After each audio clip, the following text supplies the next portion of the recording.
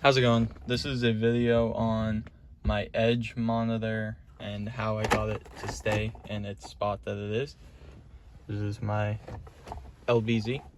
So the way I did this is on the back of here, I took a piece of metal, just bent it and put 2 bolts in. Very easy. It was free.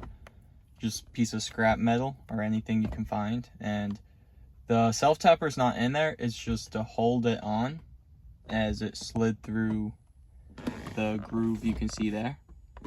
And the other one just keeps it straight. And then the mounting of the wire goes through here, on over the steering wheel, away from the brake pedal, through bracket, and then it sits right into your OBD2. So it's a quick and easy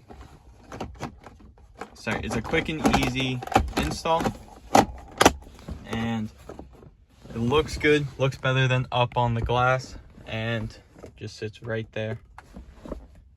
So overall, very easy to make, and if you want an in-depth video on it, I can show another one.